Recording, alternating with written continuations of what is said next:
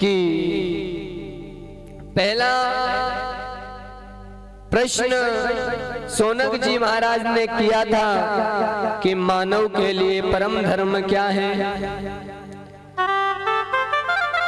सूत जी महाराज कहते हैं कि मनुष्य के लिए परम धर्म एक ही है, केवल हरि कीर्तन भक्ति करना, कथा श्रवण करना, यही मानव का कल्याण का सर्वोत्तम उपाय है। इसी के करने से मानव का कल्याण होता है।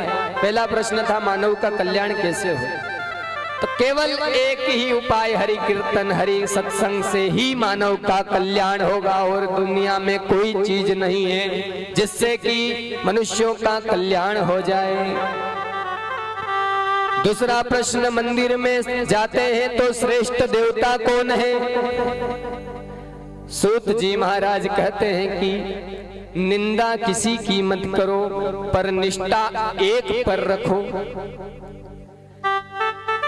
वृक्ष के जड़ में अगर हम जल डालते हैं ना, तो वो जल उस वृक्ष के माध्यम से सारे डालियों में चला जाता है, सारे पत्तों को हरे भरे कर देता है, और उस वृक्ष में फूल आते हैं।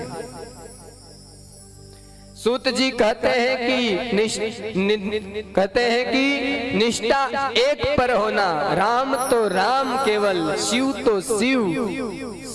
कहते हैं कि मन ही मन सोच लिया कि हे परमात्मा, हनुमान जी के मंदिर गए, हे परमात्मा मेरा ये काम कर देना। आगे गए भोलेनाथ का मंदिर, कहता है हे परमात्मा मेरा ये संकट है, ये दूर कर देना। फिर कहीं कृष्ण के मंदिर गए तो हे कन्हैया मेरा संकट दूर कर देना। फिर आगे कहीं गए बाबा महाकाल के यहाँ, हे बाबा मेरा संकट दूर कर देना। तो हनुमान जी संकट दूर करने चले ही थे कि मन में सोचा कि इसने भोलेनाथ को भी तो कहा वो कर देंगे दूर।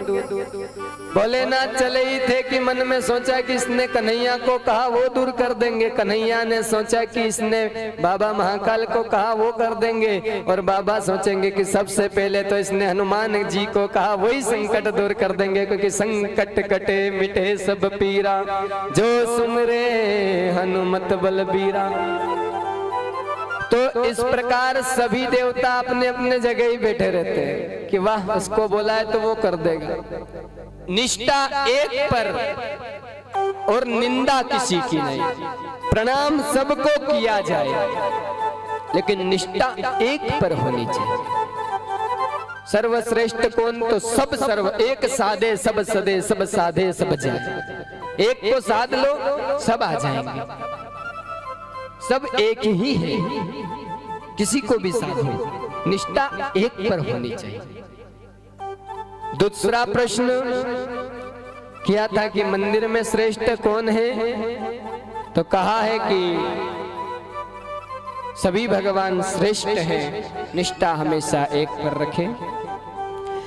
तीसरा प्रश्न कहा भगवान का नाम अजन्मा है तो प्रभु जन्म कैसे लेते हैं, तो सूत जी ने कहा कि प्रभु का जन्म नहीं होता, प्रभु का अवतार होता है।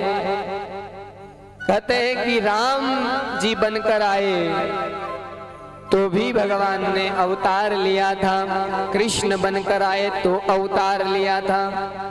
केवल कौशल्या मैया को ही पता था कि भगवान का जन्म राम जी को का कैसे हुआ, क्योंकि कौशल्या हितकारी। कहते हैं कि चतुर्भुज रूप लेकर परमात्मा आते हैं और नन्हे से बालक बन करके जन्म लेते हैं। इस प्रकार परमात्मा का अवतार होता है, भगवान कभी किसी के गर्भ में नहीं जाते। कहते हैं कि जब जब होई धर्म की हानि, बाढ़ई असुर महा अभिमानी, तब तब धरि प्रभु विविध शरीरा, हरई कृपा निधि सज्जन पीरा। शास्त्र के अनुसार भगवान, कहते हैं कि भगवान के 24 अवतार बताए गए हैं।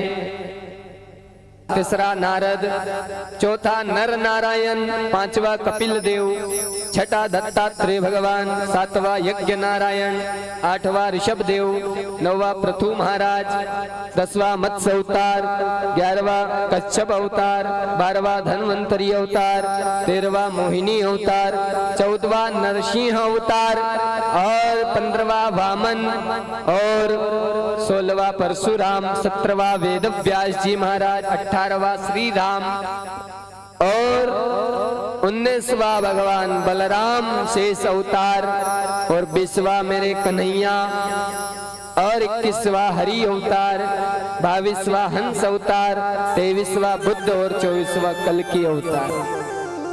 24 अवतार होते हैं भगवान के। बड़े भाग मानुष तन पावा, सुर दुर्लभ सब ग्रंथ न गावा, साधन धाम मोक्ष करी द्वारा, पाइन जय पर लोक संहारा। कहते हैं कि 24 अवतार बताए भगवान के। भगवान के सारे प्रश्नों के शौनक जी के जवाब देकर के और कहते हैं कि द्वापरे समनु प्राक्ते तृतीये युग परियते जात